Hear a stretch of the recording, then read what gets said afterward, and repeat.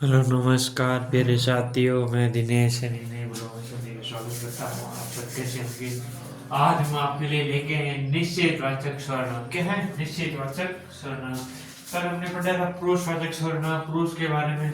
पुरुषवाचक सर्वनाम जिसे कहते हैं और किसी व्यक्ति या क्या है किसी व्यक्ति क्या करता है जो बहुत गलत है, क्या कहता है भाई व्यक्ति या स्वयं या किसी और बहुत गलत व्यक्तिवाचक कहलाता है, पुरुषवाचक कहलाता है। ये पुरुषवाचक कहलाता है। पुरुषवाचक कितने प्रकार के होते हैं? 3 प्रकार के होते हैं। उत्तम देखो पढ़ पुरुषवाचक देखो और याद रखना, ठीक है। तो ये क्या रखना भाई, ये ध्यान होना सही है आपको, ठीक है भाई। और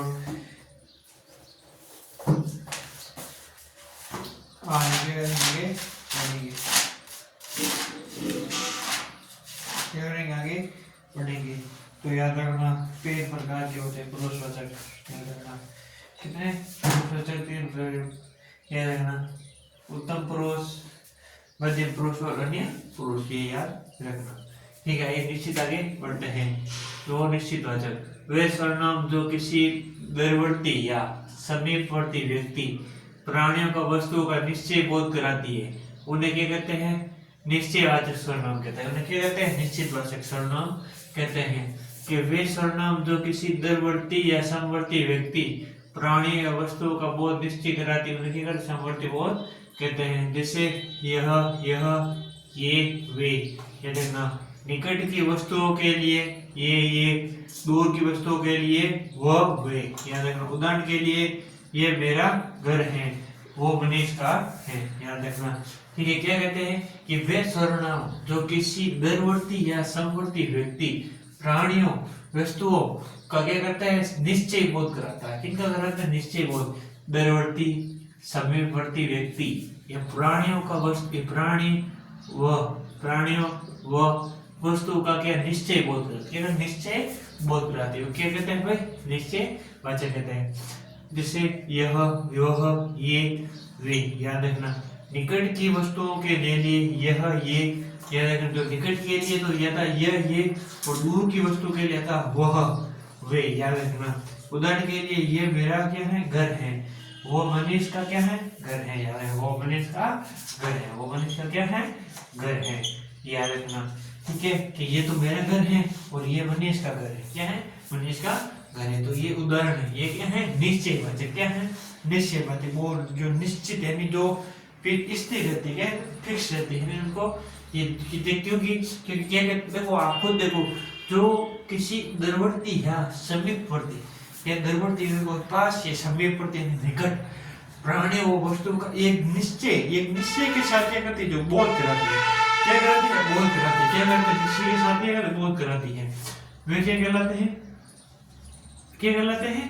निश्चयवाचक सर्वनाम कहते हैं। यह वह ये वे। निकट की वस्तुओं के लिए ये दूर की वस्तुओं के लिए वह वे। याद रखना, उदाहरण के लिए ये मेरा घर है, वो मनीष का है घर है। तो ये याद रखना। तो क्या रखना भाई? ये याद रखना, ये है ना निश्चयवाचक। क्या था? निश्चयवाचक। क्या था भाई? निश्चयवाचक। तो निश्चयवाचक किसे कहते हैं? वो आपके सामने ये क्या करी? बता दी है, ठीक है। क्या करी? बता दी है, ठीक है। तो ये याद रखना। और याद रखना, अब आपको देखो भाई वापस एक बार बता दो। देखो सर्वनाम का शाब्दिक क्या होता है? सर्वनाम में विकारी शब्द। याद रखना, क्या है? सर्वनाम में विकारी शब्द। याद रखना, तो सर्वनाम में विकारी शब्द। क्या है? विकारी शब्द। याद है, सर्वनाम का क्या है? शाब्दिक अर्थ होता है। क्या है? शाब्दिक अर्थ। क्या है? शाब्दिक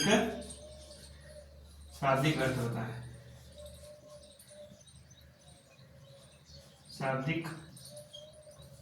शाब्दिक अर्थ क्या होता है? सबका नाम, सबका नाम। याद रखना, जो संज्ञा के स्थान पर जो प्रयुक्त होते हैं, जो संज्ञा के स्थान पर प्रयुक्त होते हैं, क्या कहलाता है? सर्वनाम कहलाता है। क्या कहलाता है भाई? सर्वनाम कहलाता है। याद रखना, सर्वनाम 6 प्रकार के। कितने प्रकार के? ये देखो 6 प्रकार के। कितने प्रकार के? 6 प्रकार। देखो लाल व पिछले वाला भी रिवीजन हो जाए। पिछले वाला क्या हो जाए? रिवीजन हो जाए। तो ये याद रखिए, कितने प्रकार के? 6 प्रकार के होते हैं। कितने प्रकार के? 6 प्रकार के होते हैं। 6 प्रकार के होते हैं, ये याद रखना। क्या है भाई? भाग है। क्या है? भाग है सर्वनाम के। याद रखना, कौन कौन से होते हैं? प्रश्नवाचक होता है, निजवाचक होता है निजवाचक होता है अनिश्चयवाचक, निश्चयवाचक, संबंधवाचक, पुरुषवाचक। याद रखना 3 4 5 6। तो ये क्या होता है, इनके क्या है, नाम है। क्या है, नाम है। याद रखना क्या है, नाम है। तो याद रखना, ठीक है भाई। सर्वनाम का शाब्दिक अर्थ क्या होता है, सबका नाम। और सर्वनाम क्या है, विकारी शब्द। क्या है, विकारी शब्द। तो ये याद रखना। तो पिछले वाले हैं तो पीछे पीछे का थोड़ा थोड़ा रिवाइज कर लेते हैं तो याद हो जाएगा, याद जाएंगे। तो याद रखना, ठीक है। तो ये निश्चयवाचक है, वो भाग 1 था, कल हमने पढ़ा था। पुरुषवाचक पढ़ा था, पुरुषवाचक वो कंप्लीट कर लिया है। हाँ, ये निश्चयवाचक, कल निश्चयवाचक परसों। तो 3 4 दिन में आराम से कंप्लीट हो जाएगा, ठीक है। तो आज के लिए इतना ही करते हैं। धन्यवाद, जय हिंद।